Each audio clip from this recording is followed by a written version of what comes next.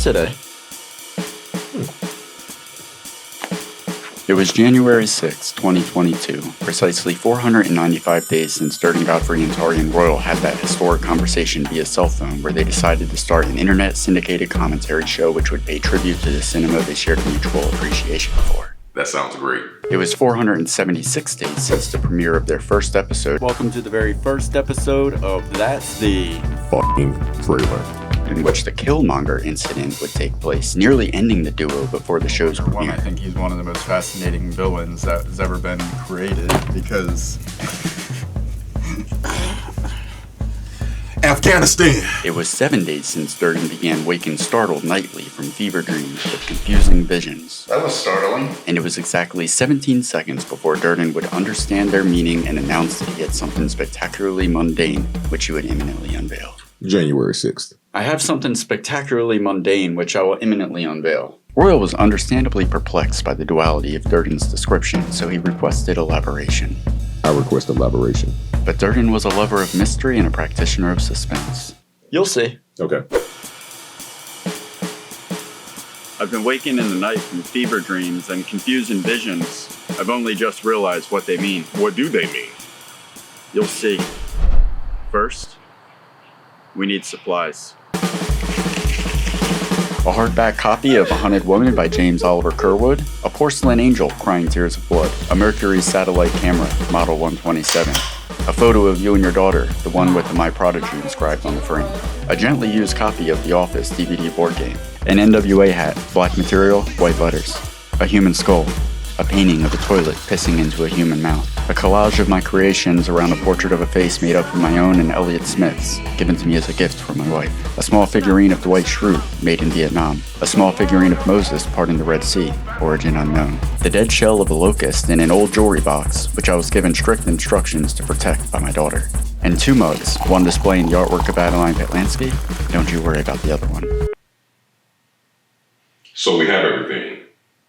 What is the spectacular, mundane thing you must show me? It was upon that line of questioning that Durden realized that the realization he only recently came to after nights of anguish had once again evaded him. Now swimming in a sea of abstract props with a co-host awaiting an answer he absolutely deserves, Durden responded in the only way he found to be acceptable.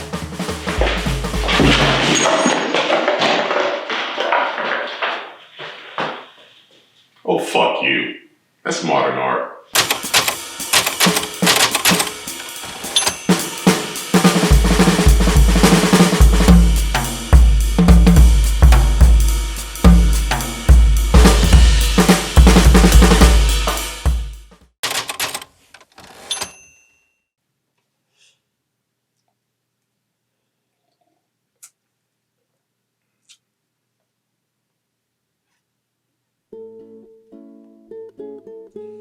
These fucking Americans.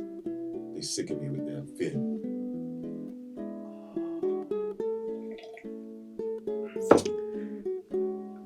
What the fuck is up, internets? We are back. Happy 2020, happy 2022 to you. Or as the kids call it, the deuce of the century.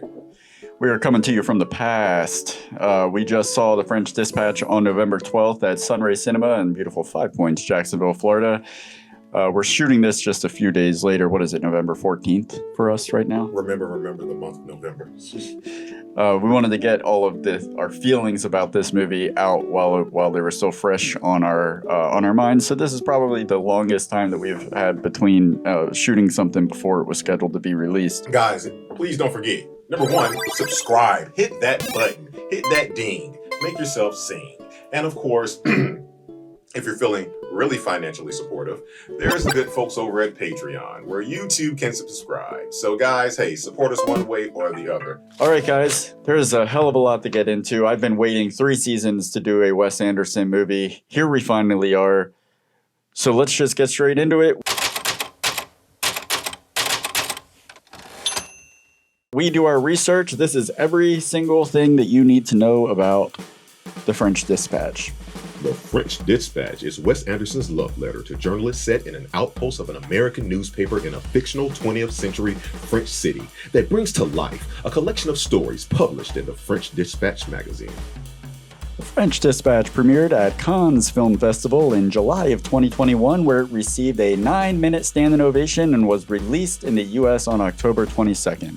A little caveat to that 9-minute standing ovation: there was one particular salty motherfucker in the trivia that contributed to the trivia on IMDb that wanted to make sure that it was noted that that 9-minute standing ovation was not truly a 9-minute standing ovation, because there were things taking place on the stage after the initial applause began, which prompted further applause, and things continued to happen to keep the applause going, and then it all concluded, and the applause concluded shortly after. So to give that one salty motherfucker there, put that out there for them, that it's not truly a 9-minute standing ovation. I think they just don't like Wes Anderson. Get it off your chest, man. Films released around October of 2021. Ron's Gone Wrong. The Harder They Fall. Halloween Kills. No Time to Die. Dave Chappelle's The Closer. Highly acclaimed. Venom. Let there be better reviews, but let there be carnage. And really, you're a little redundant there, Venom, with the Let There Be Carnage. Dave Chappelle's The Closer already came out. The carnage has already been let there been. I like that. Written and directed by Wes Anderson, this is Anderson's 10th film, preceded by Bottle Rocket in 1996. Listen, you don't need to sit down, but you can rush more, and that was in 1998. And then Royal Tenenbaums, 2001. The Life Aquatic with Steve Zissou, 2004. The Darjeeling Limited, 2007. Fantastic Mr. Fox, 2009. Moonrise Kingdom, 2012. The Grand Budapest Hotel in 2014. And Isle of Dogs, 2018. And he already has an 11th film with all the familiar faces in post-production called Asteroid City. It's set to release in 2022. This is a quick turnaround for Wes Anderson. It would seem so if you're just looking at the years of the releases of his films in 2021 to 2022. But The French Dispatch was actually finished in 2018, but they held off on it because he wanted to release it in theaters to do the traditional release. So they waited the pandemic out and did a theatrical run only, limited. So yeah, so he's still sticking to his finishing something and then waiting 2, 3, 4 years before putting another one out. It was shot by Robert Yeoman. This film is, talk about a who's who of a cast. This cast of the movie boasts 7 Oscar winners and 9 Oscar nominees, starting with Benicio del Toro, Adrian Brody, Tilda Swinton, Leah Seydoux, Frances McDormand, Timothy Chalamet, Jeffrey Wright, Bill Murray, Owen Wilson, and I thought Angelica Houston missed this project, but that was her voice that you heard in the voiceover narrating the entire thing. Now, do you know that it was filmed in November of 2018? Where at? It was in Algemay, Chantre, France. I'm going to do that one again. Yeah, hold on. I can't wait. We got to at least try our best effort on everyone for the fuck-ups. I know. I'm ready. Now, Durden, do you know it was filmed in November of 2018? Yeah, why don't you make Margot proud and tell me where it was at? Agula. Damn it, man. Dang. I got it. I'm ready. David, did you know it was filmed in November of 2018? That is very interesting. Where was it filmed at? Angoulême, Charente, France. That sounds right. And for all my people out there, again, that's Angoulême, Charente, France. Yeah, I'm hearing Charente. I'm seeing one G. I'm hearing two. One last time. Angoulême. Last time. Now, David, did you know that this actually was filmed back in November of 2018? Yeah, interesting. Where was it filmed at? It's a certain part of France most people aren't familiar with. Angoulême. Angoulême. I know how I'm gonna do it. Now, David, did you know this was filmed in November 2018? Oh yeah, that's pretty cool. Where at? Angoulême, Charente, France. Now, a lot of people aren't familiar with that province, but you know. I bet they aren't. On its budget of $25 million, it made $1,348,000 during its opening weekend, and as of November 14th, it has made nearly $21 million worldwide, nearly recouping its budget in under a month since its limited release. I want that to be clear. It's not like some big Marvel film. All right, guys, you know what time it is. It is time for the KOC, King of Connections, but you got a special special thing happening this week. Mr. Durden Godfrey himself will be taking over, and Mr. Roy is going to sit back and watch them connect. Take it away, Dave. This is Wes Anderson's 9th collaboration with Bill Murray, his 8th collaboration with Owen Wilson, his 7th collaboration with Jason Schwartzman, and that's keeping in mind that Wes Anderson has made 10 films in total. You've heard about Bill Murray, his 1-800 number, right? To get Yes. Okay, so he makes it pretty much impossible to get in touch with him to pitch a project and possibly meet with him if he decides to show up. The one caveat to that rule that he has is Wes Anderson, he said, just gets an automatic yes. It doesn't matter, like, he doesn't even have to ask. If Wes Anderson writes something that's going to be making a movie, Bill Murray has given him, like, he'll be in it. Essentially. Some real-world connections. Bill Murray's Arthur Howitzer Jr. was inspired by the New Yorker's founding editor Harold Ross. Owen Wilson's Herb St. Sazerac was inspired by writer Joseph Mitchell. Adrian Brody's Julian Cadazio was inspired by Lord Duveen. Jeffrey Wright's Roebuck Wright was inspired by James Baldwin and A.J. Liebling.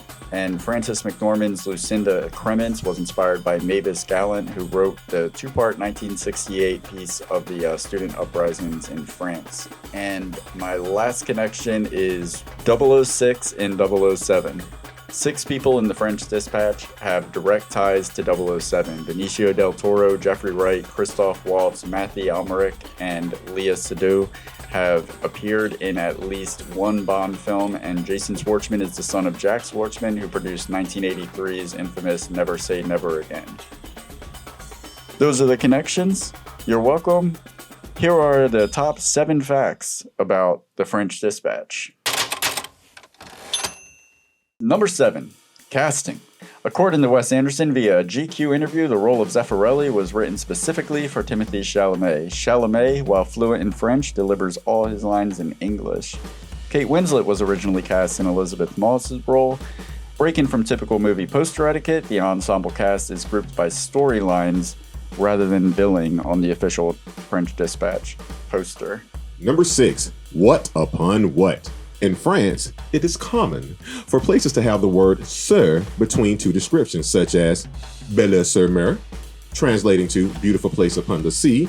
Well, the two descriptions in Wes Anderson's fictional French town are Inu and Blase, Inu sur Blase, or boredom upon apathy. Biggity bobbity, Timmy got bat boom boom too. Number 5, Sazerac Nescafe. Owen Wilson's character, Herb St. Sazerac, was named after Herb St. and Sazerac, 2 liquors hailing from New Orleans, Louisiana. And the commissioner's chef's name is Nescafier, which sounds exactly like Nescafe. Do you have any more culturally biased impersonations you want to do? Let's hear it again. Let me hear that Louisiana. Louisiana. Again, his email will be, you know what it is. Number 4, Anarchy with a Blueprint. All of the cast shared similar sentiments that working on the French Dispatch was the most exhilarating, challenging, yet fun they've ever had with any movie, because every scene was done with as much improvisation as possible, using a well-written script to draw back to. I think that's what makes that's the ticket to when improvisation pays off, is when there's good source material to keep everybody on some kind of track. So it doesn't, But I just can't imagine how you felt, because I know how hardcore of a Wes Anderson, and you would have bet me your bottom dollar, like, no, everything was meticulous planned, and as you felt, but I think that speaks to maybe something different, and you tell me what you think, and I know we're in the middle of this, but if you are, it's that director that keeps you guessing. He's stepping outside of what he does. I would say that I was wrong while still being right, because I think what my sentiment was is that everything he does is meticulous, and if like down to Liev Schreiber being told to lift his hand after the second word instead of the third word, because there's just no other way around it when you look at the cinematography of how the shots correlate exactly with what's happening, with what's being said or done. We'll get down to those shots. We definitely will. But you see what I'm saying though? Like, there's no way that, like, I obviously there was improvisation because they said there is, but I think they like try something like, oh, okay, I like what you did there. Let's do that. Do that again, just like that. And I'm going to do this with the camera, because there's always this relationship between the performance and that's a very the slippery slope to go down. You have to have trust in the cast, the crew, everyone for stuff like that to happen. Well, he works with the same people of his whole career, so I would imagine that trust with the cast and crew is like there. The Kehoe tribe. Mm-hmm. Okay. Number 3, Music to My Ears. The movie was originally thought to be a musical, but Wes Anderson denied it before production began, and that is Music to My Ears. I wonder why they thought that.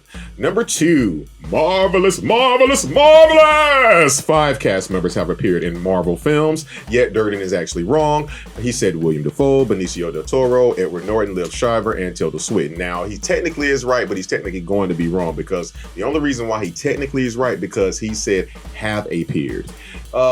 Pretty soon, the connection here is going to be that Mr. Bill Murray will be in Ant-Man and Wasp Quantumania. So Bill Murray, yet again, welcome to the Marvels. 5 going on 6. 5 going on 6. Number 1, It Takes a Village. Wes Anderson, as well as the cast, expressed how perfect France was for the location of the production, with everything able to be shot within the city limits, and the entire cast and crew living together and sharing meals like a big family.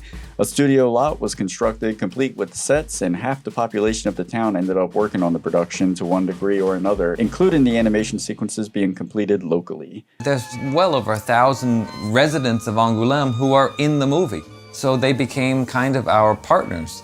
And those are 7 things you needed to know about the French Dispatch.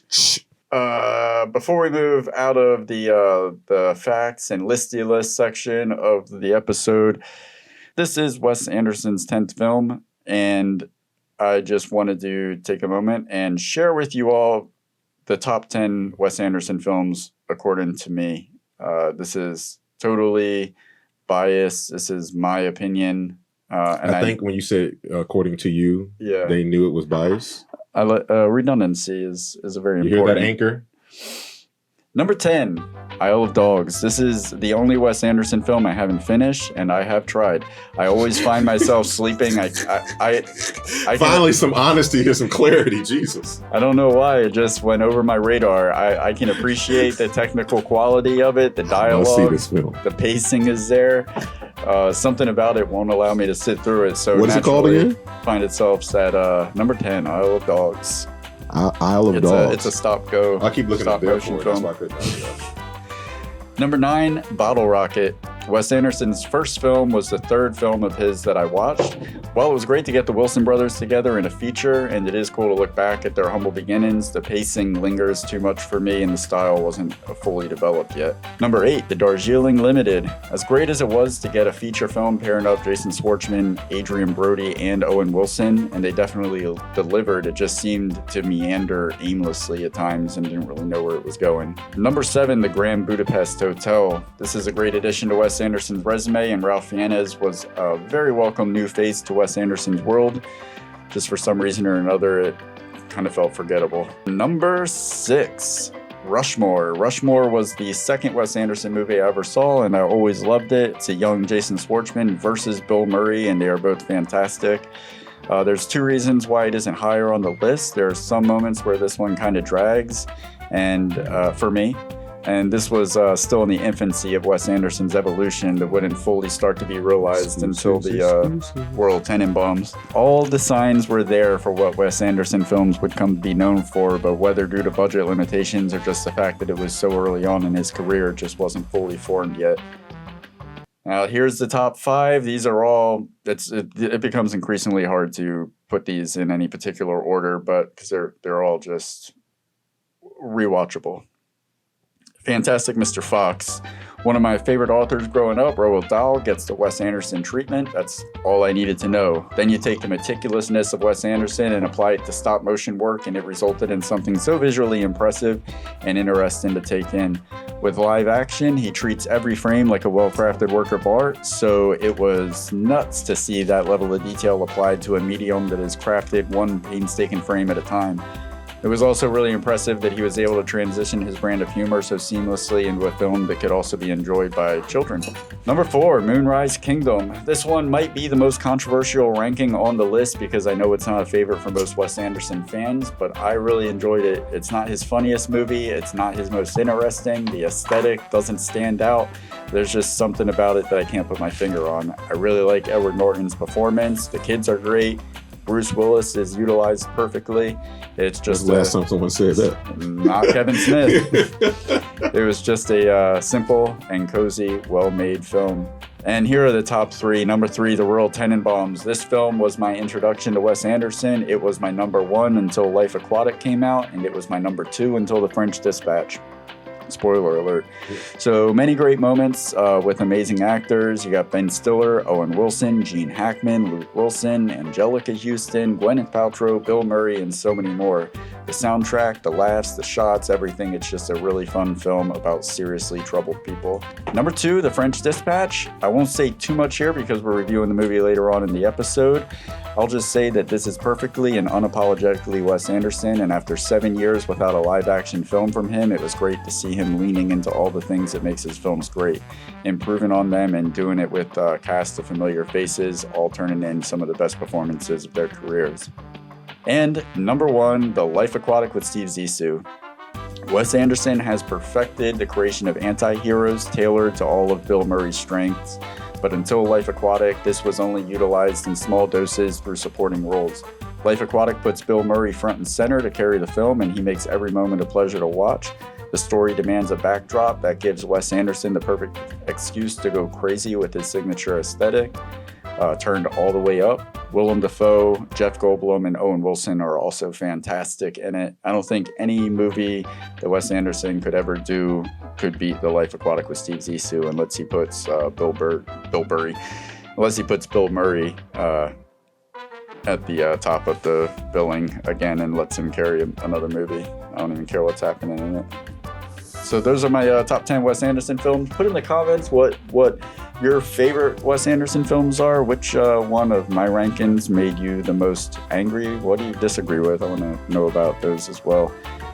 I know that Wes Anderson fans have a very sprawling depiction of what their favorite films are of his. So What do you think about Asteroid City? I'm excited about it. It's going to be fucking awesome. You surprised I knew about it? No, we just brought it up and everything. Just making sure. I'm going to keep you on your toes. Okay. Lover.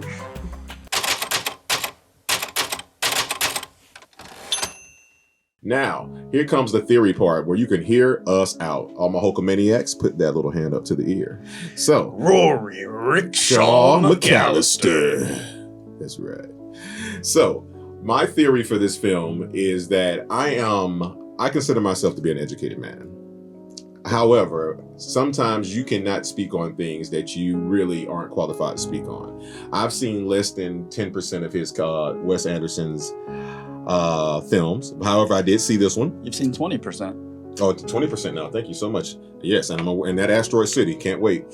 I will say this, is if I had a theory about this film, my theory is that it would go to the director and not more so about the film. My theory is that the director really Wants to fuck a French girl. Well, we'll get to that later, brother. Jesus. Yeah, anyway, you see, you got me off. Jesus, Mary, and Joseph.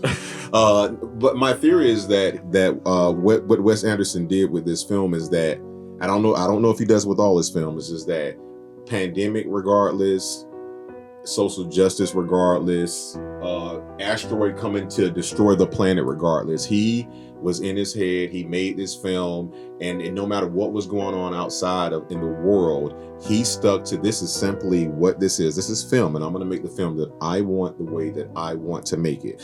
There were so many aspects and attention to detail things that were happening doing this film. So my theory is that just like there are method actors, I believe that directors can get into that zone too, and whether it's writing or whatnot, when they do a film, they don't care what's going on. And we even heard it when we were talking about the director from People Under the Stairs. When Wes Craven did that, you heard Jan Burt say, the talented Jan Burt say, listen, I went and found him when the suits were there. He was there because he didn't want anybody to interrupt the process. Yeah. And to me, that's to me. So my theory is that he Wes got. Craven needed a Rob Harper.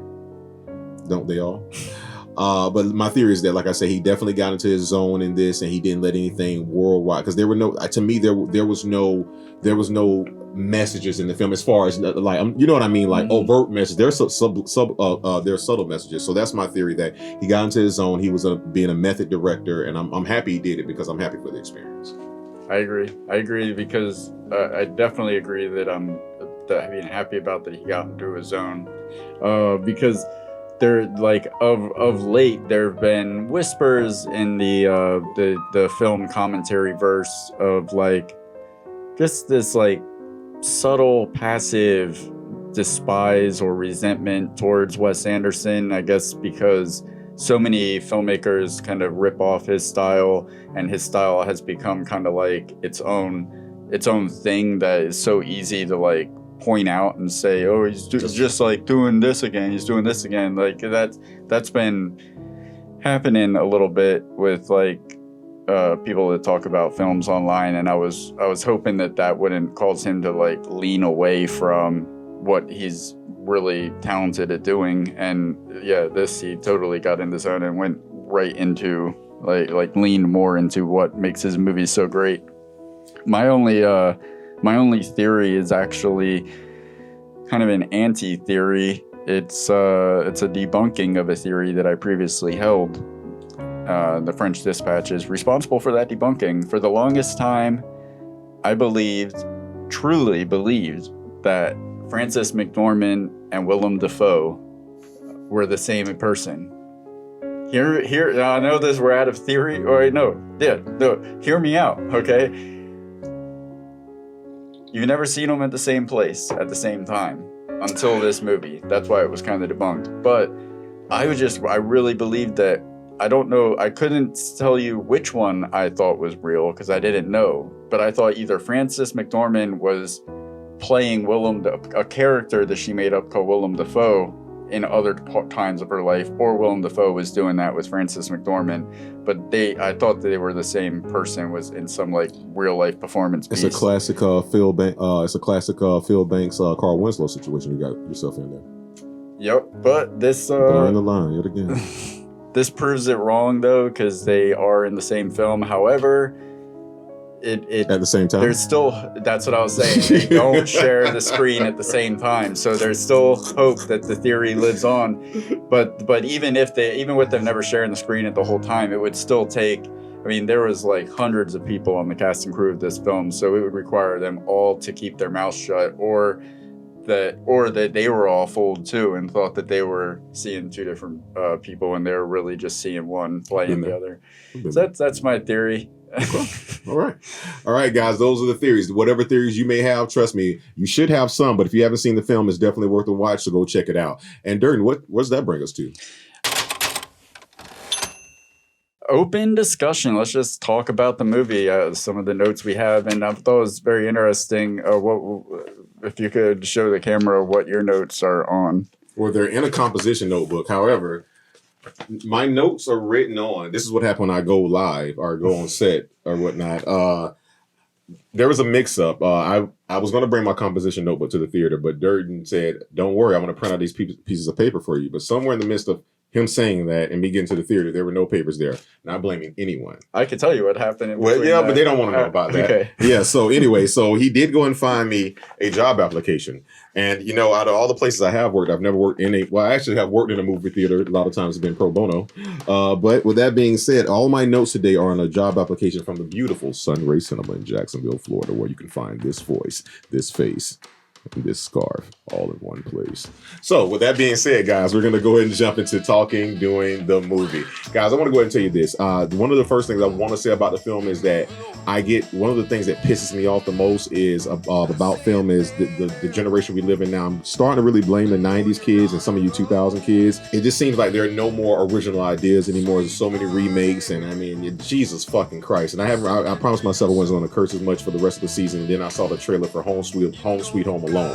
And the reason why I say it is, again, I just really hate remakes. So what this film did do It took me out of the world of 1, 2, 3, 4, and I did not know what was coming. And then also, I'm always a fan, which is harder to do, of a film that splits the film up. It's like 3 different films in one, but the 3 films support the overall theme of the movie. It's kind of like a Pulp Fiction. Yes, but not out of order, if you will. Almost like a Kill Bill, but that was out of order too. Yeah, was out of order. Yeah, I can kind of see that a little bit. So yeah, with that, but it's now careful when he's talking about the arrangement of the film. But with that being said, I want to say that I love that, and I absolutely love the casting. You can't get away with doing the film this way with subpar talent. For Pulp Fiction's sake, yeah, let's not compare apples to oranges here. Well, the Pulp Fiction is the apples and the oranges. What do you like more, apples or oranges?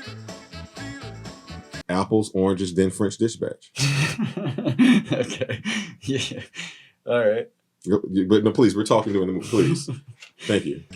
Wes Anderson's ability to make you laugh without telling a joke is what makes his movies so great to me. He puts so much time and effort, or I don't even know if it's time and effort. Maybe it's just something he was born with. Maybe it's Maybelline. The setup is masterfully created in these characters and their nuances that they have, that somehow you like Benicio del Toro. You see him and it just cuts to him and he's sitting there, and somehow you feel like you know this character, like what makes this person tick. Like you know enough about them to find humor in these nuances that come so quickly after you just meet them. He has one of the most efficient and interesting ways of character development. I honestly don't know how it works on paper, but it does when you're watching it. He trades boring exposition for anecdotal hilarity. The punchline is in the timing, the cut, the blocking, the whimsical nature of the external remaining emotionally grounded internally. Like, so he has all this crazy shit going. No, fuck that. No one's out there smart. Say it again. I'm gonna say it differently. He has all this crazy shit going on, this like almost like straight out of Looney Tunes that's happening externally, but it's all grounded in this reality of human emotion. It's all coming from this place of like jealousy or resentment or greed or lust or pride. Most of the time, like terrible traits in humans, it's drawn back to that, but it's just, you can appreciate and buy into the whimsiness of it because it's emotionally grounded, so it's keeping you in reality. It's keeping you attached to reality in some ways, so that the response is real to this insanity that's happening. The example I have is, like I said, when we first meet Julian Cadazio, Adrian Brody. Guard.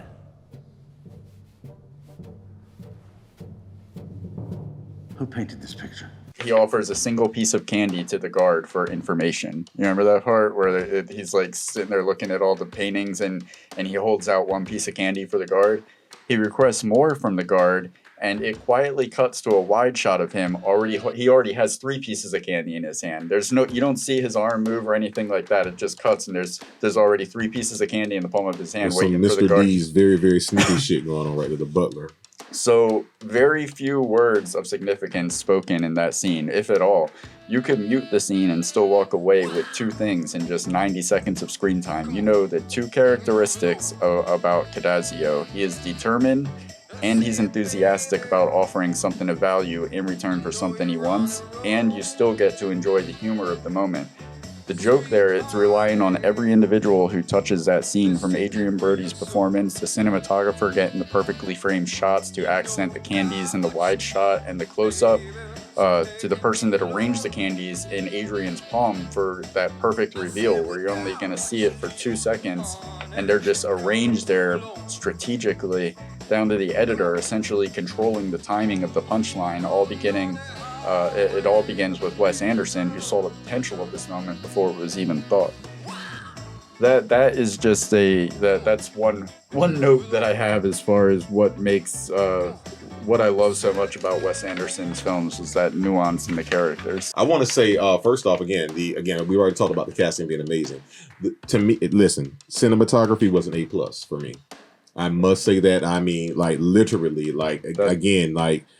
That you can't take that away from that film and the time and effort that it was put into. Those one of those things, they weren't flying by the seat of their handle. It was literally, or should I say flying by the handle of their seat. They really were meticulous in the things that they shot from and then different angles. You almost, if you're in film school and you want to know what's all the shots and what's the modern up-to-date shots and all these other shots they show examples of, just watch this film. I guarantee you every shot was using, then shots you don't even know were used. Like they even had the camera I forgot. I think it was called a reverse Dutch shot. Is when you just shoot something just counter-cornered that way. I may be wrong, but they even did that when they leaned it up and they had. It was just. That's a perfect segue to my next note. Is actually that one shot that I love. One of my favorite shots in the movie is that when it's looking down at Benicio del Toro and the Simone character. Mm-hmm. It's like if she's talking, it's like looking down on him like this, and then when he talks, it's like they just flip it so that whoever's talking, their head is facing the right way towards the audience. And that's on purpose. They're looking out dead on.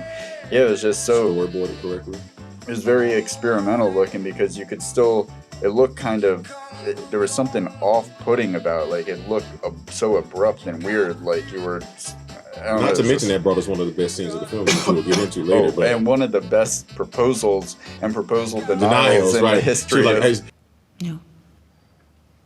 No what? Will you? No. Will you marry? What made it so great is she's as persistently as she's saying no as he's talking, he just continues to finish his proposal unfazed. As the only way, how does she get him to go? Do I have to put you back in the straitjacket and lock you back up? Damn, that's cool. Yeah. My last note is something you can always count on in Wes Anderson movies are a lot of great actors and big names, and he will fit as many of those actors into a single shot, all looking like perfectly posed, facing the camera. Like you saw like a few of them where there's in this movie where there's like as many like 10, 15 people in a single frame, and they're all just like they're having their picture taken, and we're the photographer. Very much so. That's like in every single one of his movies, and it just, I don't know why, but when it cuts to one of those shots and it just has all these people just kind of like silently, dumbfoundedly just gawking towards your direction, there's something about that it's funny without any words being spoken. It's my last note. Definitely has a Charlie Chaplin feel to it, but with words. Yeah. All right. Let's get into casting call. All right, guys. You know what time it is. It's time for the infamous casting call. This is the segment of the show where we switch out actors and actresses for ones we either thought could have done better or just were fan favorites of our own. And this week, we have a couple of characters that we're going to go ahead and delve into. So, hey, I'm going to go ahead and start here. Let's go ahead and get the funds one out of the way. So for Benicio del Toro, who played Moses, I think you're going to get a kick out of this, sir. I have Mr. Javier Bardem. Oh, hey, yeah, I actually kept getting them confused for each other in that. What's going? It's after 6. I'm sorry. Oh. Dave's out. Dave's loose. What the hell's wrong with you, man? Like, no, tell me. What? No, because they both kind of speak with that really, really low voice. They're both where you strong can barely actors. hear them. Yeah. Yeah, they both have, and they both have those like the deep set eyes with the big with the bags. They wear a lot. Yeah. I don't know. They both look like they've killed someone actually in real life. Yeah, and of course the foreign thing. And we're canceled again. And Dave, you're up next. I mean, if you're Adrian Brody, Julian. Oh, mine. Benicio del Toro. I would have. I mean, he was fantastic. I couldn't really imagine anybody doing better. But I think Brad Pitt would have been interesting. Imagine him with like a full like beard, talking all low and monotone, and kind of reserving himself a little bit. Okay. All right.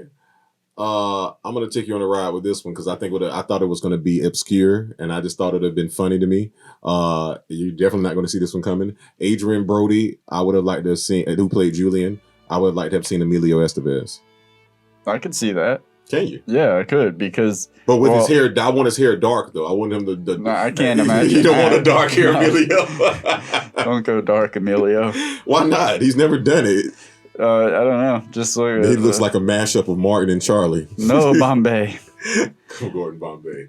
I think I might have gone weirder with Adrian Brody for Julian. I would say Mark Wahlberg. I definitely can see that though. The reason why is because really because of Mark Wahlberg in I Heart Huckabees. He has this ability to just let himself go completely and be like he doesn't mind turning it up to 11, even if that's at the expense of him looking ridiculous. It's about the scene. It's not about. And that's like Adrian Brody's character, and that's just this like this dumb, overly enthusiastic person that's just he's turned up in every single scene he's in to the top as far as emotion. I think Mark Wahlberg could have done it, even though Adrian Brody is fucking amazing. So, he is. I mean, but you haven't seen Predators yet. Yeah, I saw enough of it. Oh, there you go. All right, and okay, we have, of course, the character played by Tilda Swinton here. For her, I was going to go with Miss Jane Lynch. Yeah, I could see that for sure. I'm starting to think you can't see any of this because you keep saying everything. I can see that. No, I can see. You're doing swell. This casting. Oh, thank you. No, it's you know what? It reminds me of the episode of The Office with Dwight when Jim kept fucking with him like 2 years. Like I can see that. 3 years. That's a real possibility. We'll see. We'll see. There you go. I had to go with Angela. Pointed this out again when we were watching it, that Tilda Swinton's character could have easily been portrayed by Gillian Anderson. I'd have to agree. I mean, Tilda Swinton, as much as I hate to say it, was fantastic in it. I mean, she was so good. She had at least, I'd say she had at least 3 laugh out loud moments. But she definitely has some moments in there. I can't remember the exact wording, but it was like, he took me in the back and fucked me. He grabbed me and put me in there and inappropriately sort of tried to fuck me. That brings us to Timothée Chalamet, who played Zeffirelli. And for the people who did not see the film yet, or the people who are going to see the film, just because I feel like if we're going to do a casting call, we have to let these people know, not all about the character, but what type of character that he portrayed to the film. What was his role to the film? Zeffirelli. He played pretty much a young revolutionist, protester, chess player, which I think is a cool correlation in itself, because that's, I mean, the game of chess and also trying to navigate a political system are very similar. So yeah, I can see that. Yeah, I can see that. He was one of my favorite characters. And I'm not gonna lie. He the thing is he did his thing in it. But I would say this with him, that character, I was surprised. I would say this, that Wes Anderson actually, I mean, don't get me wrong. It would have been funny if he was an adult, but the fact is, as a child, kind of like just still a young child protester, kind of just, it speaks to you a little bit. I'll say that. So for me, I'm going to make sure I'm getting this guy's name right here. I just want to make sure I'm not saying his brain was beyond his years. Oh, perfect segue for my answer. As was his dick. Okay, that's a story for another day. All right, I am going to because he fucked Frances McDormand. I want to make sure I'm saying this person's name right. So I need you to not just let that go, because that makes me look weird. He fucked Frances McDormand, so his dick was beyond his years. I have no idea what you're talking about. That's payback, bitch. All right, so for me, I'm pretty sure I'm probably going to butcher his name. Lane Artemich. Young Sheldon. Oh, sure. Oh, I would have loved that. Oh. The guy that plays young Sheldon, the boy. Wait, are you going younger? Zeffirelli. Yeah. The chess player. Yeah. The kid. And you want young Sheldon? He's old because he's older than he really is. That actor can play that. Oh, okay. I wasn't talking about Sheldon. No, not Sheldon. Okay. Not him. No, young Sheldon. Literally. The little boy. The little boy from yeah. You want the little boy to have sex with Frances McDormand. I still don't know what you're talking about. I kept the age appropriate. I thought Michael Cera would. No, you know what? I take that back. Can I? I don't want to redo before. I want to say it. Hold on. You know what? Because I'm mad that we don't just throw his picture up there. Because if I couldn't get his name right, but his name deserves the. Remember the show I had you watch with the girl running down the street in the bloody dress at the end. I'm not okay with this. Mm-hmm. The boy she was the boy that she was with that liked her really much. The hair, him. Yeah. I'm sorry, dude. He could keep acting. I'll apologize later. I still stick to Michael Cera. Okay. I think he could have pulled it off. I mean, if you doubt me on this, just watch his alter ego character in Youth in Revolt. I think he could have killed that character. All right. And Jeffrey Wright, who played Roebuck, and just real quick for context, Roebuck was? Roebuck Wright was he was an author that focused mainly on the food in important stories, and he had a textographic memory, I believe it was called. Yes. Not a pictographic. Textographic memory, He could yes. recite his own books and things that he had read from memory, word for word. And as we said earlier, he was inspired by James Baldwin and another gentleman whose name is escaping me. With his hair done appropriately, I draft Childish Gambino. I almost said that, Did you? but I feel like I've said Donald Glover a few too many times in this series. No, Childish Gambino. Oh yeah, specifically like Coming to America. Yeah. That persona, not Donald Glover, not the comedian, Childish Gambino. Yeah, that's the one I would want. I said Denzel Washington, but specifically, what's that movie? Roman something Esquire. Oh, Roman J. Esquire. He's the lawyer. Yeah. Yeah. That version of Denzel. Washington. Yeah, I can see that. I can see that happening. And I would love to see Denzel Washington, what he would do with Wes Anderson direction and dialogue in like a movie like that. Or you know what? Fuck it. He's not an actor, but Malcolm X. I could have seen him doing that. Oh yeah. Yeah, I could like the real Malcolm X just sitting there just. And as of course, I've already bookmarked it. And that torture.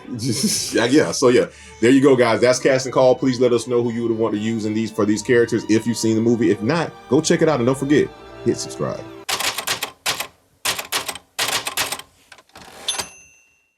All right, let's get into 7 Minutes in Heaven, starting off with our favorite scenes in The French Dispatch. All right. Okay, spoiler alert, spoiler alert. If you have not seen the movie, Bill Murray fucking dies, which is a rule that should never be broken. But with that being said, this wasn't even just for this film. This has to be one of my favorite scenes in product life. It takes a lot for me to see a new film and be like, damn, that might be one of my favorite scenes of all time. Bill Murray is dead for all of 35 seconds. They're having a team meeting about him dead, and somebody comes in and offers either some cake or some pizza, and everybody says no. Owen Wilson turns around like, I'll have a slice. I'll have a slice. There's always that person. It doesn't matter. It's always that, like, I mean, just because I'm grieving doesn't mean I'm not hungry. Like, that shit, like, it's Bill fucking Murray. Like, I need to eat my food. And if they were improvising, that was perfect. Like, everybody said, I have a slice. And that was Owen Wilson's character? That's Owen, yeah, I know for a fact. Because if you go back to the beginning of his character, he was like, he was kind of just like basking in the debauchery of that, of the ambience of that town. So like he is morbid, and when Bill Murray is like, calling him out on, this is so seedy. You don't think it's almost too seedy this time?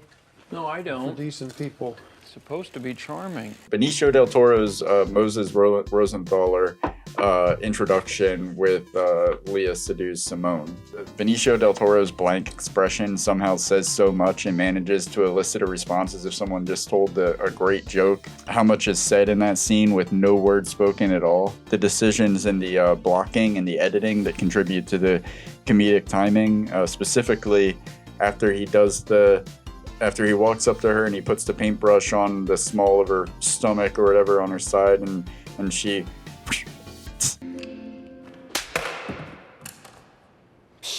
and whips him away, and then it cuts to that shot looking where he was standing before he walked over, and he's walking away from the camera, just defeated and so nonchalantly that it was just such a funny scene with no words spoken. To quote the great King Jaffe Joffa, I ate my own potato chip once. It's a very overrated experience. The sexiest, I'm not one of those people that get into the whole food inside the bedroom thing. Those are two separate appetites for me. But with that being said, I've been fed food before, but that was the sexiest chip I ever saw pushed into a man's mouth from a female's hand in my life. And I'm just going to go ahead and say this, kids, earmuffs and eye muffs. Her breasts were percolating in that scene. Like, it's almost as if you can see the salt particles come from the chip down and mount up on her breast. Do you see how my hat just fell off? Hats off. Hats off. Hats off to those tits. Hats off. Hey, well, David, kids are watching. Jesus You Christ. said Hey, earmuffs. Jesus. Yeah, I mean, geez. But yeah, enough said. Yeah. All guys heard were cheers. Like, I'm going to see it. Wes Anderson, baby. Yeah. Wes, show it to me, Anderson. The first, yeah, I need to collect myself after that. Yeah. At this. Here's the cup. Ta-da's. The first flash. Wow. Let me take a drink. Jesus Christ. Get a hold of yourself. No, don't get a hold of yourself. Not in here. Shit. It's the OnlyFans episode. Mm. The first flashback of young Rosenthaler, the quick cut humorous exposition montage where the humor is found in the delightfully absurd details sprinkled throughout the timing of the quick moments that accompany the sprawling voiceover. When it's going through his life so quickly and you get the it's taking you through a montage of him like painting in these different environments and situations, and the voiceover is explaining each situation, like, you know, this and that and this and physical danger. And as soon as she says physical danger, it cuts to like they're just having a shootout and he's just still as casually as ever painting. But what had me on the floor damn near, if Angela wouldn't have tapped me to stop me, she says, mental illness. And when it cuts to him painting himself, looking at himself on the other side of the canvas, a different version of himself, and he's in the mirror looking at himself. It was so fucking I remember being in the theater with you, absurd. getting ready to write that scene down, and I looked at you, and we were both here. I was like, "You get it, you got it, you take it." Yeah, This is what's so great about Wes Anderson, is that he will dip you into the abstract without warning, and just as well pull you back into some version of his reality without notice. Like that moment did not fit in this movie. It was so abstract and out of place. It was something out of a psychological thriller, but Okay. because of the music and the timing and the placement of it, it had the exact opposite reaction as a thriller. Well, okay, I was going to go to one of my other ones, but I'll segue because you just said something that felt like it didn't belong in the movie. In the first act of the film, they're inside the jail where they came to see something I'm not going to say just yet, but they're inside the jail and all these people are there. And I can't remember specifically what happened to Benicio del Toro's character, but somebody does something to him.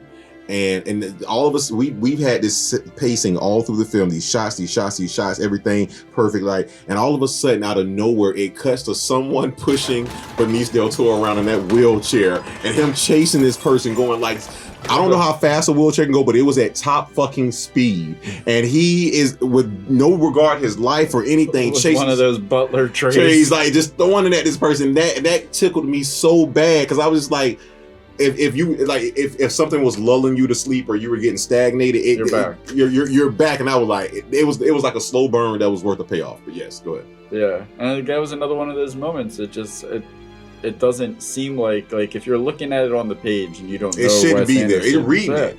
Yeah, it's like, is this a cartoon now? Like, what's happening? I'll speak here? on that later. Go ahead. When Adrian Brody's Cadazio presents Rosenthaler's work to his uncles for the first time, you get Henry Winkler and Bob Balaban. We're getting out of armor, rugs, and tapestries, too. Found something new. What I loved about this scene is the way Adrian Brody keeps changing his blocking, almost robotically moving and hitting a different mark to punctuate each line of dialogue. It was almost like right before the scene, Wes Anderson said, "It's like, okay, Adrian, I want you to be in a different place in the room for every line, every sentence that you speak." Because he's like, it was just so. He's always finding his mark, or a mark anyway. It was like staged, and then that scene came with the great lines too, where they lean, like you get all three of them leaning, look at the painting. Winkler's like, "I don't get it." Of course you don't. Am I too old? Of course you are. Why is this good? It isn't good. Wrong idea. That's no answer. Very true. And again, the witty, the timing, the dialogue, which they can say was improvised all they want. Certain stuff was done, I had to say the correct way, the traditional way, should I say. One of the things you said that segues right into my other scene, which was, I call it old people versus old people. And the reason why I say it's segue from what you just said, because the scene by itself alone wouldn't have made it the best scene. The dialogue by itself wouldn't have made it the best scene, but these two things together. There is a montage at the beginning of the film, and I think, if I'm not mistaken, Owen Wilson is, when we first meet Owen Wilson's character. The constant traffic, the high... And he is describing what type of, you say he loathes the city. And one of the lines was just so fucking funny. He was saying the young people do this, the working class does this, and then you have the old people. Old people who have failed. And you just see them all like struggling in life. And I'm just like, you know, it should be so cruel, but it's so fucking funny. It was just like, these motherfuckers like, nah, god damn, bro, how could you say that? He like, and old people who failed. I was like, yeah, you remember that? Yeah. That's what I love so much about Wes Anderson's movies, because he takes these the darkest concepts of humans, like the mental health joke, like. You're laughing at somebody that has schizophrenia, but the way it's portrayed, it's so tickling. And then like that, what you said, like old people that have failed, like that. There's really nothing sadder than an old person, a human being at the end of their life with nothing to show for it. And like Wes Anderson looks at moments like that, or mental health, or the line from Benicio del Toro, which is one of my favorite in the movie, which we'll get to, about suicide. He takes these dark subjects that are like usually tormenting to humans, and it's like that, you know, the comedy of tragedy, and he nails it perfectly. I agree. That scene where Rosenthaler put himself in the electric chair, he telling the guard, you know, Throw the switch, you cocksucker. What I really loved about that scene was the very first establishing shot of him. It was such like a big room with this chair so small in the center, and he's just sitting there, just like it, really, like he looks in every single scene, just like he's defeated, he's done, he's over it. He's nihilistic, has no care.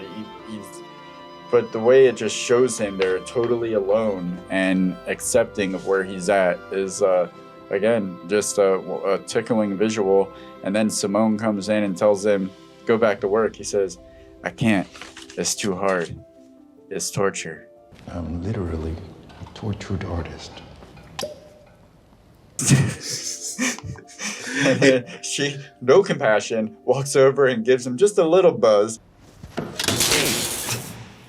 He wants to kill himself. Yeah. So she gives him just a little zap with it, little taste. See what it tastes like. Now, one of my other favorite scenes here, and like I said, this will be my last one, which is I call it Manifesto, aka Cradle Robbing the Grave, and you brought that up earlier. And it was just the fact that they again, it speaks to, like you just said with Wes Anderson, he's taking subjects that should be taken seriously. Like, of course, I'm not under age 6. That guy had to be all of 16, 17, and this lady had to be all of in her 50s. And the way that they cut to it as if nothing was wrong. Like, again, he didn't see anything wrong. There was no racism, there was no classism. There was just this is where you're at. Bumfuck Egypt, wherever this place is, and you're gonna like it. So just to see the dynamic of this young herd, steed. I'm naked, Mrs. Clemens.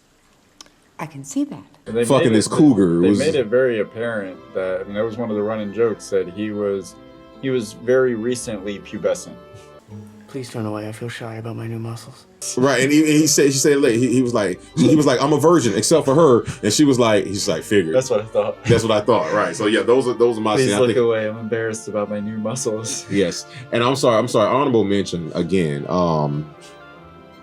Yeah, I think I just simply wrote it this way. I called her Guardiane. Talking about Simone? Yeah. She's a scene stealer. You kept me up throughout the movie, and that's all I'll say. It's a fresco. I don't even know how you peel them off. It's a fresco. No, that's my last scene. It might be my favorite scene. Oh, that was my line. That's the scene. Yes. This shit has. This I feel like Stefan on Saturday Night Live. This scene has everything. He stabs himself in the leg.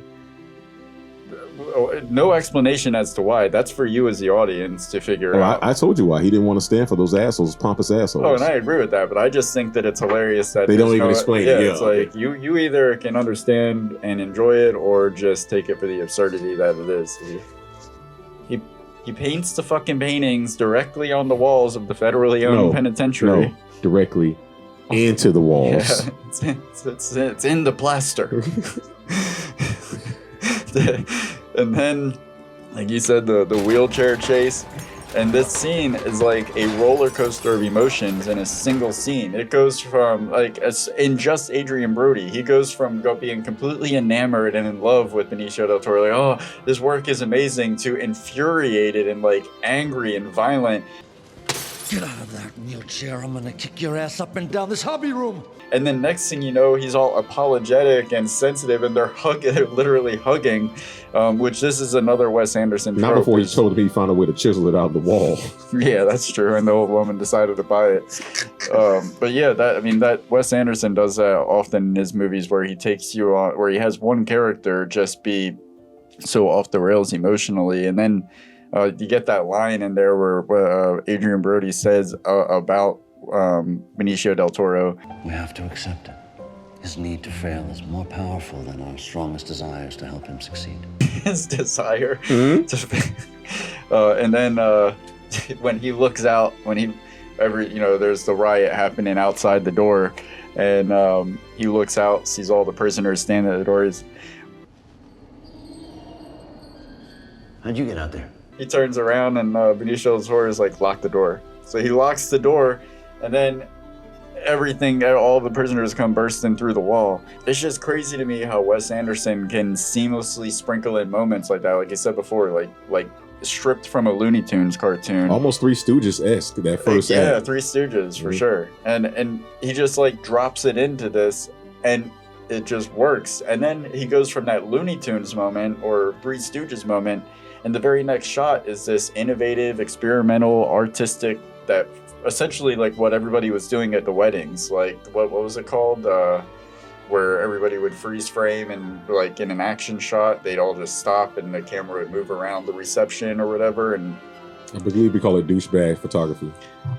It's definitely, but he took that and implemented it in a film to like show this crazy action sequence, but you're just getting a single frame of it. And the fact that it, like, if he just did a freeze frame and then Matrix style, went around the room, it's cheap. It's cheap. Yeah, but it made it so interesting, the fact that it was done practically, and like when something is spilling out of something, it was like a hard version of that, so it could be frozen in time. It was just awesome. Yeah, it's a storytelling. All storytelling isn't done with acting. Yeah, it's the camera work, is everything. All right, guys, those were our favorite scenes. If you have seen it, tell us what your favorite scenes were. And if you haven't seen it, we pretty much did a longest elevator pitch you've ever seen in your fucking life. Yeah. And that's going to bring us to our favorite lines, guys. All right. So with that being said, one of my favorite lines was when they say, "You're sad." I'm not sad. My eyes hurt. There's something wrong with your apartment. That speaks for itself. They'll go, and it throws you off too, because you're laughing at it. You think, oh man, she's just being a snooty bitch. There was something really wrong with the apartment. I'm not saying my eyes hurt. Yeah, that was good. Bill Murray's Howitzer. Just try to make it sound like you wrote it that way on purpose. Oh, that was one of the best lines. And it would not have been the best line in the hands or coming out the mouths of many other actors. It's Bill Murray's ability to just say something so nonchalantly. Like when the kid walks in, he says, so-and-so is waiting here. You're fired. And it was so quick.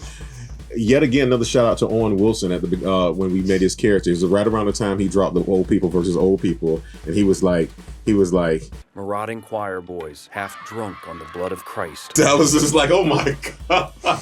Yet again, he doesn't care whether you're atheist, Scientologist, Christian. It doesn't matter. He is going for the gusto. Half drunk on the blood of Christ.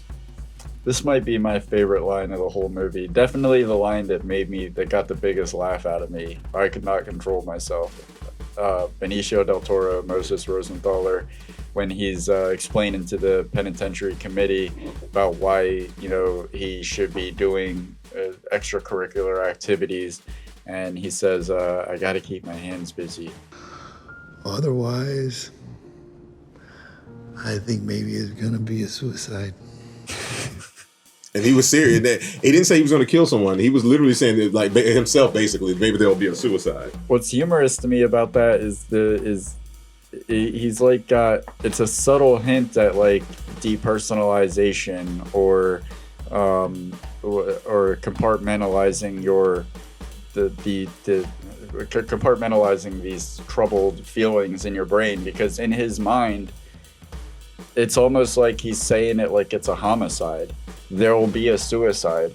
No, you're saying you're going to kill yourself, but that sounds a lot more definitive that it's your hands, you're pulling the trigger. Yeah, so that got the outburst out of me. And this is a staple of Wes Anderson movies, to make some profound revelation or very heavy statement in this emotionally cut off, deadpan kind of way. To be pretty much threatening suicide, but he says it as if he's ordering a cup of coffee. Like, I'll have a regular macchiato.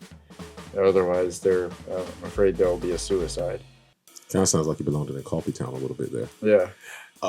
You said it earlier with one of the scenes, but it's also doubles for me as one of the lines. It's a fresco. It's a fresco. So what? Like, I want a shirt that says it's a because it's the ultimate fuck you. Yeah. Like, if you watch the film, I'm not going to lie to you, that first act really did it for me. I wish that first act almost could have played out through the film. I mean, not saying I didn't need the second and third act, because I really enjoyed the third act. But also, I know we're going back and forth. One of my favorite lines was when he says, it's in the third act, he says, I'll continue now with the story if that's okay. You remember where you placed the bookmark? Of course, silly goose. Meanwhile. I'll get to that later, but yeah, that was definitely one of my favorite lines. Bill Murray's howitzer is reading Owen Wilson's Sazerac's scathing expose on the town, and Bill Murray says, "You don't think it's almost too seedy this time?" Owen Wilson, Sazerac responds, "No, I don't. We're decent people. We're decent people." And then Sazerac says it was supposed to be charming, which again, like we said, it's just that's one of the things that's so funny to me about his character, is just in that moment you get to know so much about Sazerac that he is like delusional if he thinks that what Bill Murray just read was in any way charming. Under no circumstances was it. He's either delusional or morbid, but either way, it's just one of those funny things. You get a 1-2 punch joke, and in that joke you get a hint of something about Owen Wilson's character. Maybe you can help me out with some of these that I wrote down, because I wrote them down. Where was it? And he's like, "Not now. I'm conducting a job interview." That was when he was talking to Roebuck. Roebuck was in prison. Bill Murray's sitting outside the prison cell talking to him, like conducting the job interview, and some guy comes up to like give him something. He's like, "Not now. I'm conducting a job interview." Well, there you go. Like, the master. Obviously. Bill Murray, the master. Go for it, sir. When the title card reads 3 years later, it tilts down, shows Cadazio. It's 3 years later. Like saying exactly. And then he was like, yada, yada, yada. How long are we meant to wait? Well, don't answer, because we're not asking. We'll be coming to you soon. That was good. Fucking 3 years later. It's been 3 years later. Timothy Chalamet's Zeffirelli, when Lucinda interrupts his bath. Please turn away. I feel shy about my new muscles. And then later on in that scene, after he asks her about her thoughts on his manifesto, where he's like, she's like, "I thought you wanted remarks." He's like, "I don't need remarks." I only asked you to proofread it because I thought you'd be even more impressed by how good it already is. That right there is spot on.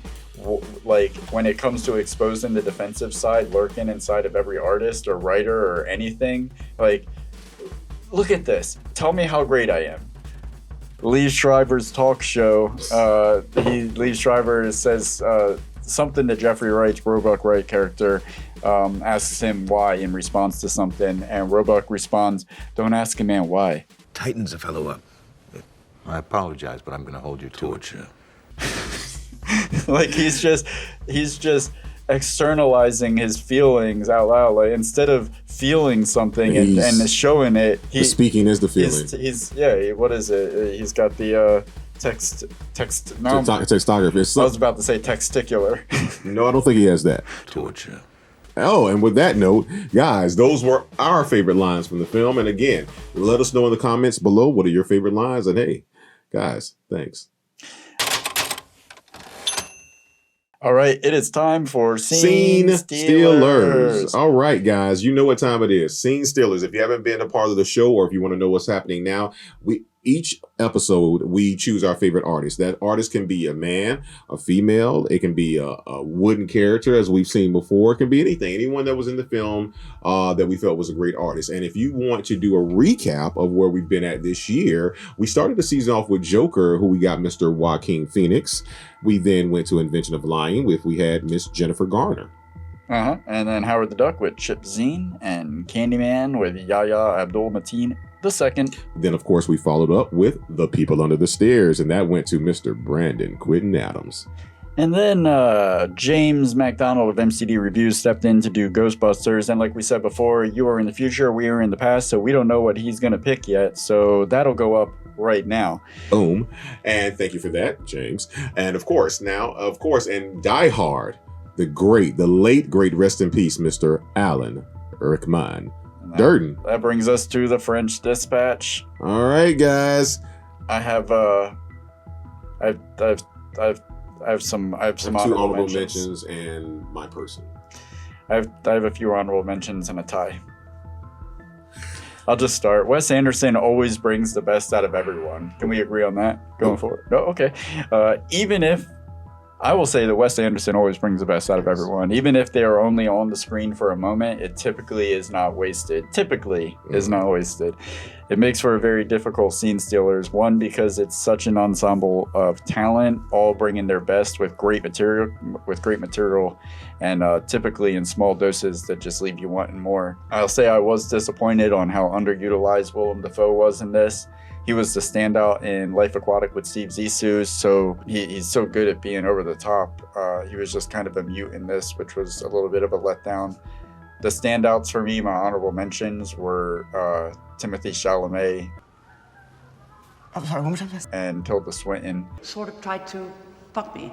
In that order, because they were, even when they weren't making me crack up, they were still very interesting to watch. They put on great performances, so I'll leave it with that. I've got two scene stealers that I can't choose between. Okay, all right. So my honorable mentions were.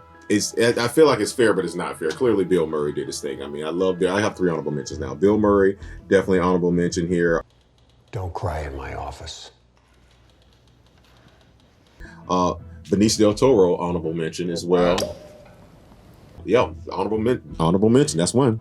Benicio del Toro and. Let me just say something. No, you don't try to put. No. Hear me out. Can you hear me? I let you do. Wrong segment.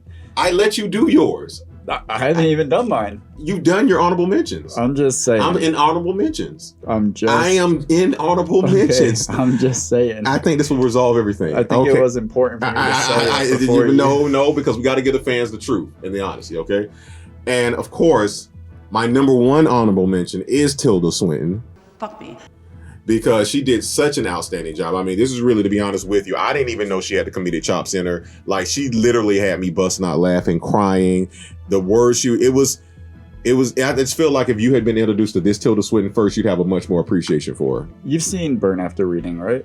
No. I believe we talked about it. Oh, no. Yeah, with Brad Pitt. Yes. Spoiler alert. Yeah. Yeah, I mean, she was hilarious in that as the cold-hearted bitch of a wife. Yeah, but this was funny. Yeah. This was like, and she was already funny before she said, "Where's my drink?" I'm like, oh shit. Now that weird, like, wooden laconic, she had going on. She walked in front of the stage. He fucked me.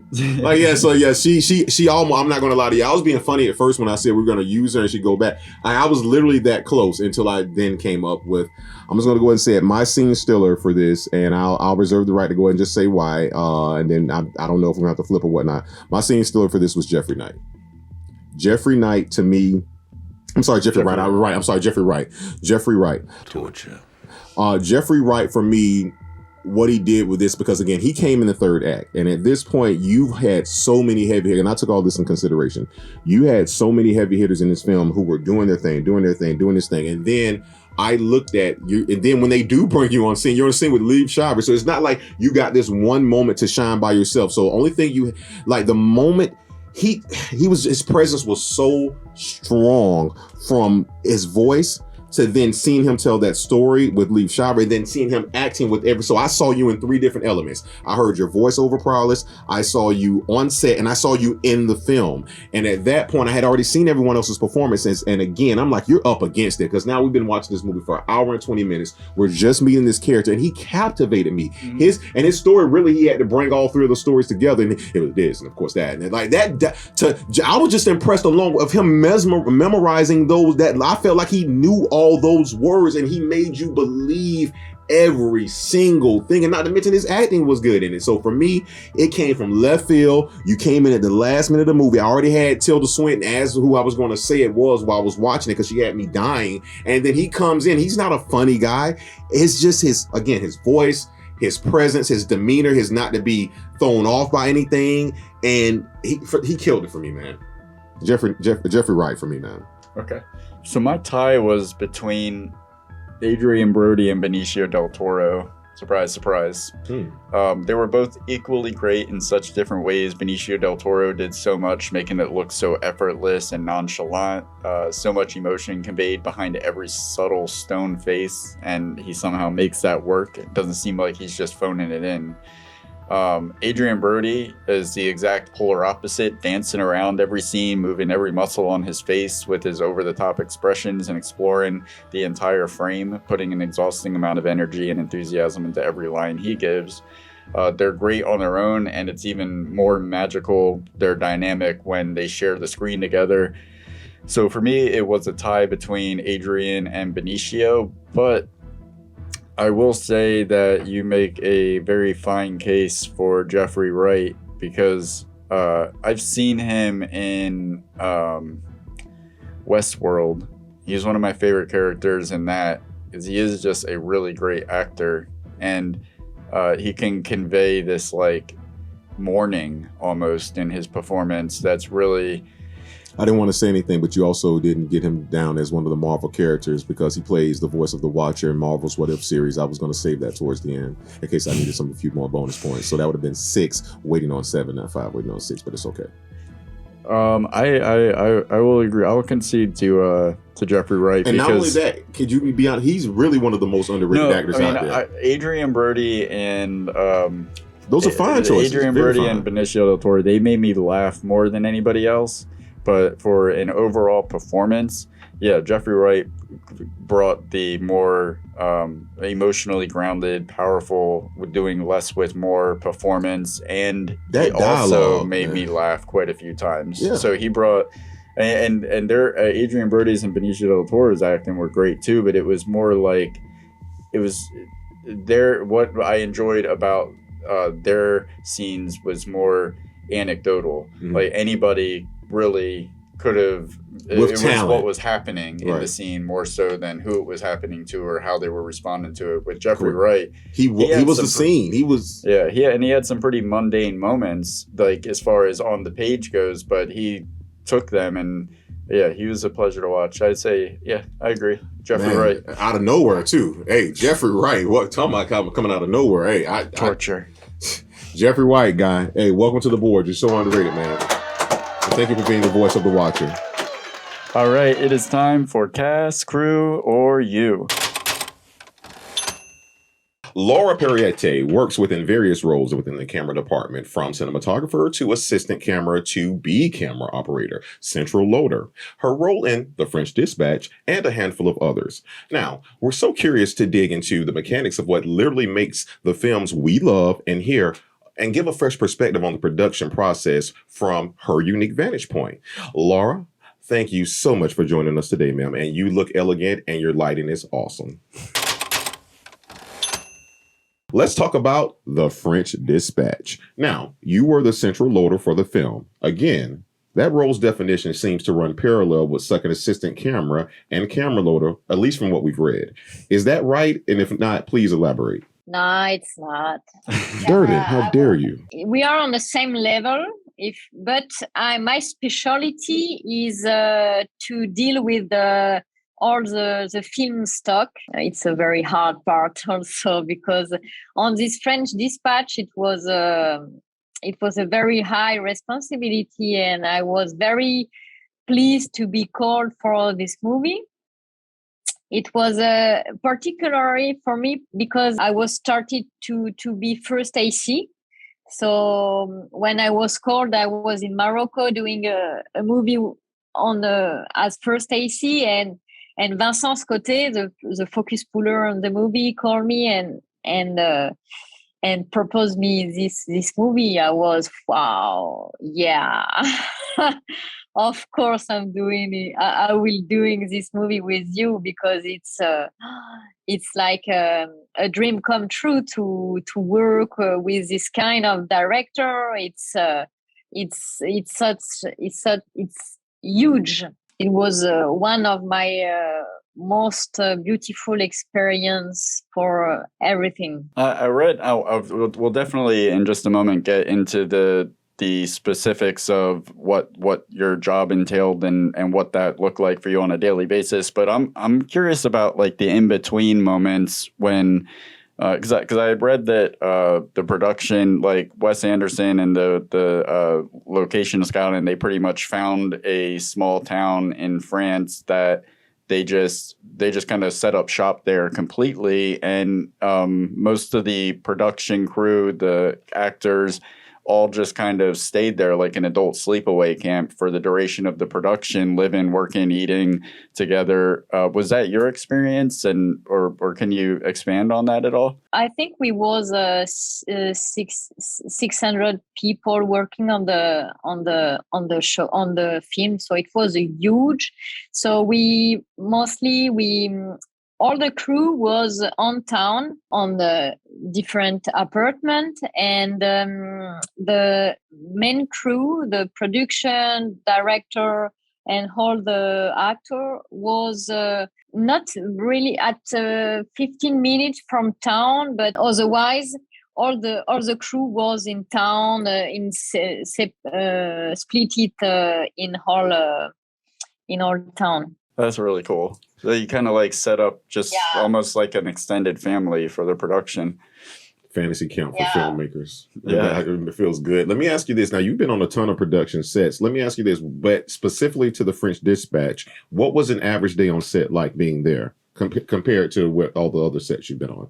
It was very intense because I central loader, I wasn't allowed to be on the set because Wes Anderson, he likes to work with, even it's a huge production with a huge set, he likes to shoot like a short movie. So he wants nobody on sets who are not working or allowed to be on set. Even the art department wasn't on set. There was always far behind, and if we need to do some makeup readjustment, we call them to come on set. But so he want nobody on set, and I was on a little truck that I manage, and I have a lot of video and picture, and I put all my changing bag on the car, and I was doing I was passing all my day in the car doing loading and I have one runner who was bringing the mag on set.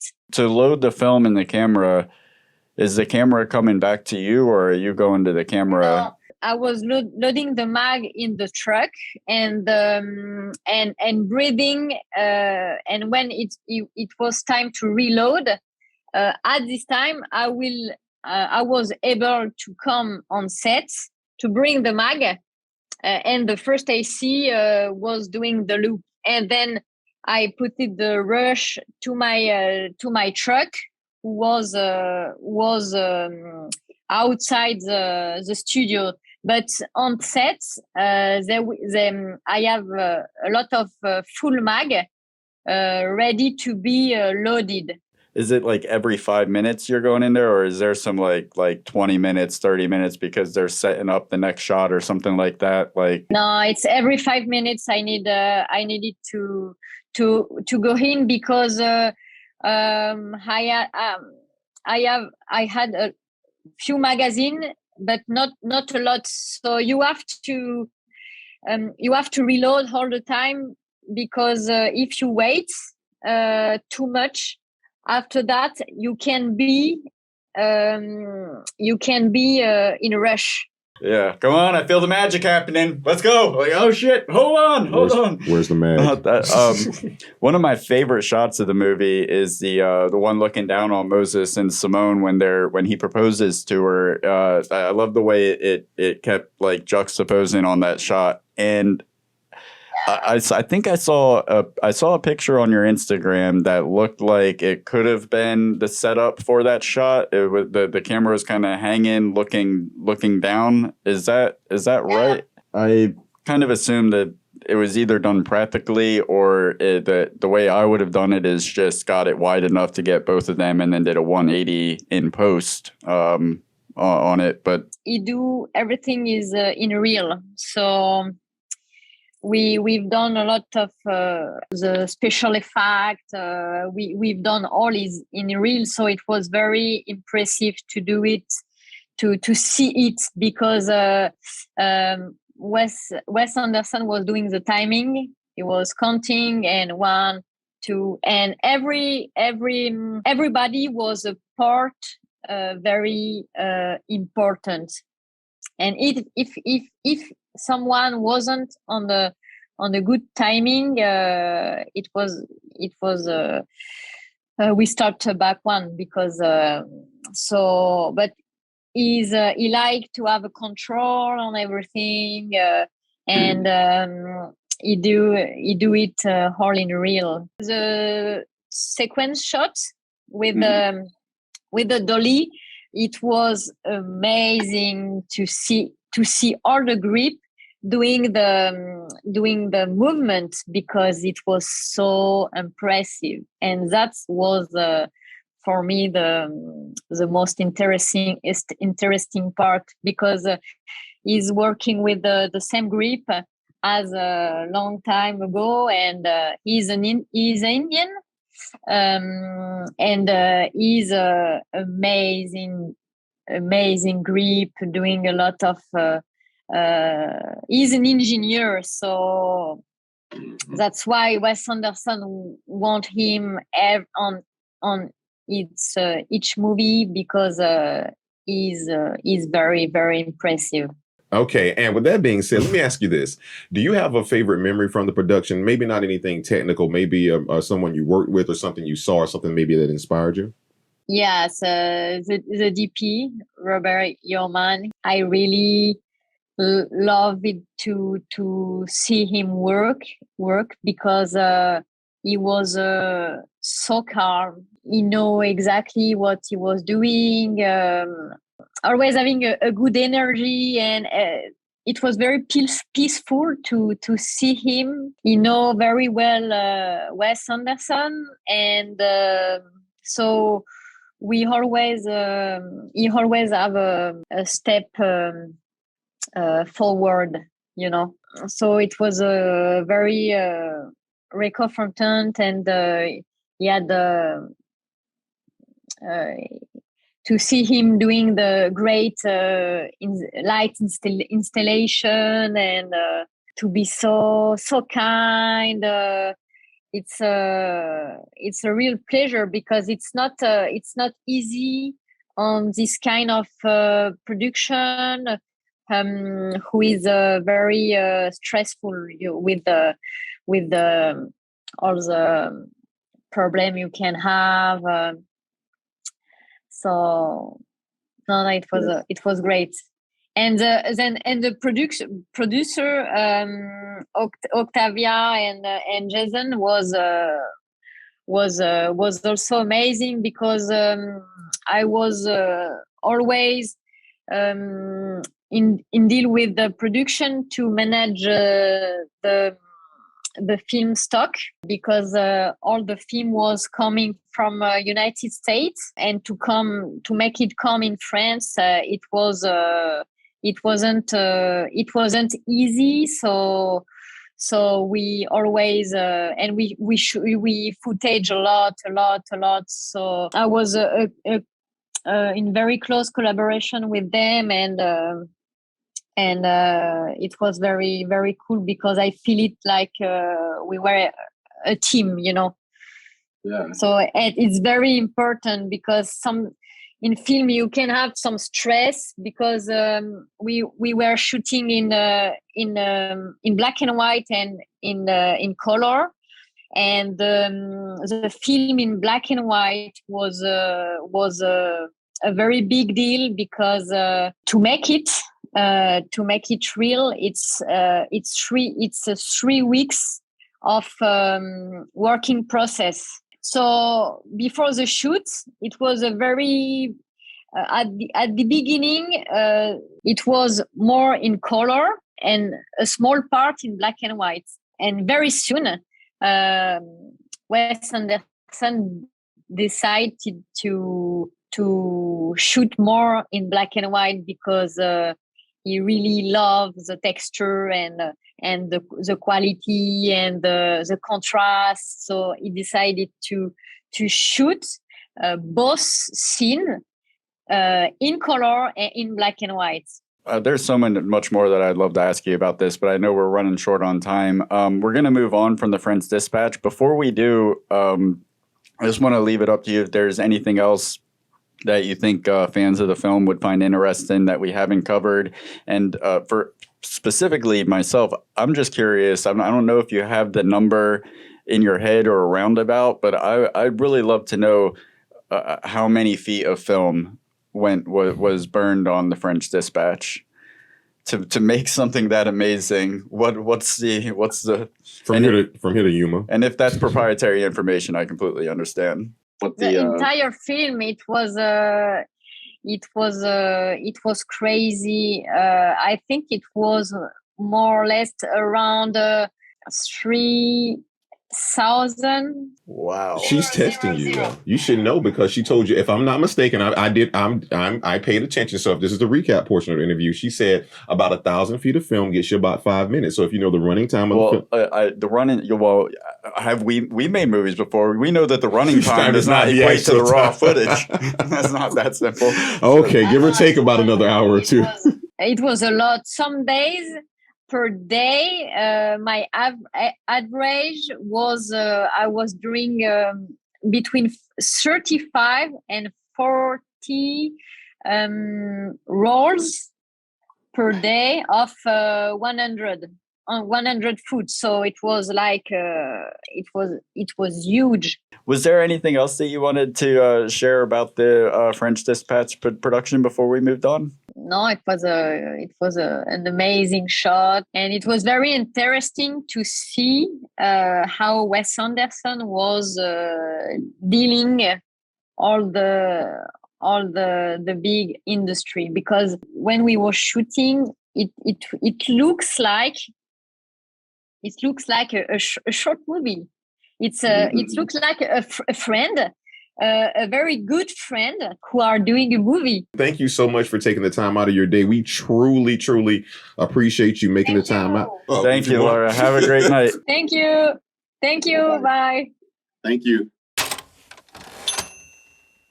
All right, guys. Hopefully no one in our audience has diabetes because we got a little sweet treat for you. Durden and Mr. Roy went actually out on location. So, guys, if you've ever seen Real Sex, this is the movie version of it. Durden, take us to Sunray. All right, we just got done watching The French Dispatch. Live. Sunray Cinema. We're live. This was your first Wes Anderson film, right? That's a lie. Seen? What the fuck are you doing? No, right. No. So, So have you seen Bottle Rocket? No. World Tenenbaums? Yes. You made me watch that years ago. The Sweatsuit, Ben Stiller, because it was Ben Stiller. Yes. Life Aquatic with Steve Zissou? No. Fantastic Mr. Fox? No. Darjeeling Limited. No. Isle of Dogs. Royal Tenenbaums. Okay. All right. So this is the second Wes Anderson film. Yes. Okay. So I'm gonna reserve my fucks given because I want to know what you thought first. Because I first want to say that I want to give. Cinematography wise, the film gets an A+. I really love that this film was not scared to take chances. I really love that this film really just didn't give a fuck about what anybody thought and really wanted to tell its own story. What's going on here? I'm just getting my calculator open. You don't need your calculator because I calculated what score this film should get in my fucks given. And what I'm telling you guys is, out of 5 fucks, I'm going to give this film 3 fucks. What? I'm sorry, it's mine or yours? Who's on this? I just saw it with you, right? Thanks. I'm sorry, it has some background noise there. With that being said, I'm going to give this film 3 fucks because I'm coming from the person that maybe hasn't seen a Wes Anderson film from that perspective. The film at times was lulling. However, even with, I'm sorry, I keep hearing some background noise. I'm sorry. I just want to stop you right there. We're lulling where? When? What point?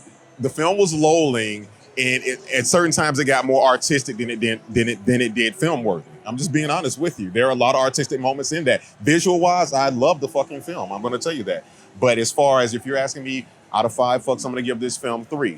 The writing, I would give A through F. I would give the writing a B, a strong B. Acting wise, A+. A+ to write. Acting was immense. Cinematography immense. Again, pacing is where we have an issue. But at the same time, like I say, all in all, if you are an artistic fan, if you really love film, this is a film for you. But if you're just an average film watcher, don't come see this. I'm just being honest with you. I really love film, so I enjoyed it. But if you need explosions, sex, not soft porn, but sex and intrigue, this isn't for you. But if you love The Great Gatsby, Eternals, anything that's visually aesthetic, this film's for you guys. Okay. Dave, take it away. I couldn't agree with you less. Thank you. Quote from the film. The pacing, what the fuck? The pacing is like the best part about that. That's one of my notes that I have. That's one of the best thing about every Wes Anderson movie is that, well, one, it's meticulous. Like every little thing in the shot is there for a reason. True. And there's so much thought put into every single frame. But then like just on the meticulousness of it, you think about the Foley and how much goes into the Foley. Like if you listen to the Foley, it's not natural Foley. There's like, it's kind of like over exaggerated, and there's even a rhythm to the Foley, and the rhythm in the Foley adheres to the rhythm in the score that's I'm fine with all of that. Scene. The beats and the dialogue is adhering to the same rhythm. Like when you talk about pacing, you can literally go 1, 2, 3, 4, 1, 2, 3. And to my point, if I can do that, can I finish? Yes. Shit is happening on the beat, like perfectly.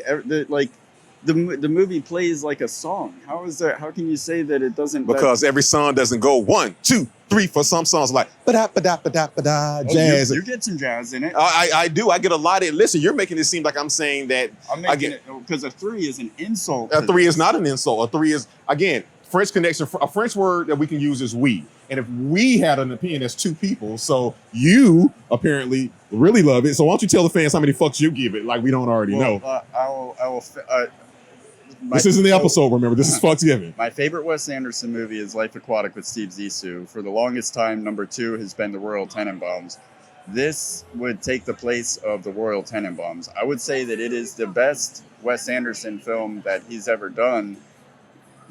Still not my go-to because Bill Murray is all over Life Aquatic with Steve Zissou. I mean, he's all over this too. He is the lead. He is Steve okay, Zissou. I got you. So that one, it's going to be really hard to beat. But as far as like, this was Wes Anderson at his finest, and the coolest thing about it was that it was unapologetically Wes Anderson. Like he leaned into everything that makes his movies great a little bit more and expanded on them, like with the animation and the still frame shots that he took his own style and added to it, where I was fearful that because a lot of people are starting to like turn on, oh, it's so cliche to like Wes Anderson. I was thinking that maybe he would fall victim to that like narrative out there and lean away from himself more towards something a little bit safer. But I was so happy to see that he leaned into everything that made him great and just made it even better to where you can't even argue the artistry of what he's doing. And then the other thing that I loved about it was that not only did it go back to his roots as far as what makes his films great on a technical level, it also brought back all of the great the actors that he worked with, a lot of them that you haven't seen since his earlier movies, like Owen Wilson, and then you got Jason Schwartzman in there, and he hasn't been in for a long time. Owen Wilson, and then you have Edward Norton coming back. It was. I, as a Wes Anderson fan, was 100% satisfied from the first frame until the credits rolled. I thought it was perfect. I couldn't think of anything that I would possibly change about it. I would give this 5 because it's perfect. All right, guys, there you have it. So you give it a 3. Or you don't have to do the math on that. 3 and a 5 is an 8. Divided by 2 is a 4. So, all right, we give French Dispatch 4 fucks collectively. My 5 to his insulting. And on a signing off I'm note, gonna remember this one. I want you to fucking remember this. On a signing off note, he said he wouldn't change anything. There's one thing I would change, and this is the same thing I would have changed about Zombieland. Bill Murray doesn't die, bitch. All right, throw it back to Durden and Royal. Thank you very much, Durden and Royal on the street. Appreciate those words. What the fuck with the 3? I mean, hey. Anyway. 9 is the number of completion, and 3 is the square root of 9. Let's get into coming attractions. All right. We are in the final stretch of season 3 of That's the Fucking Trailer. And here's what we have in store for you for the remainder of this season. February, we're going to be doing Being There. In March, Blades of Glory. Yeah, my birthday's coming up. Got invited. Thinking about wearing your skin. Oh, man. Yes. Yeah, I hope you've seen the movie because that'd be very funny to you. All right, then April, we're going to dial it down and get serious and cover Face Off. And by serious, he means not serious at fucking all.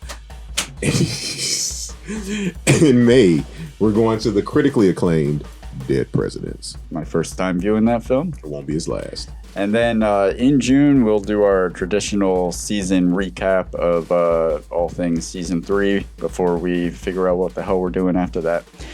That's the rest of this season. Thank you very much for watching. Be sure to check out The French Dispatch. If we timed this right, it should be coming out available on streaming and on demand and stuff like that. You know how to say goodbye in French?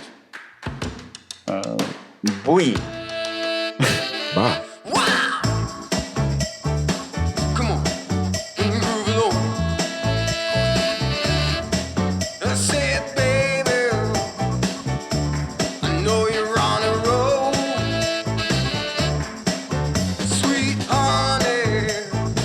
Goodbye, goodbye, goodbye, goodbye, goodbye, goodbye, goodbye. Why don't you subscribe? It'll last longer.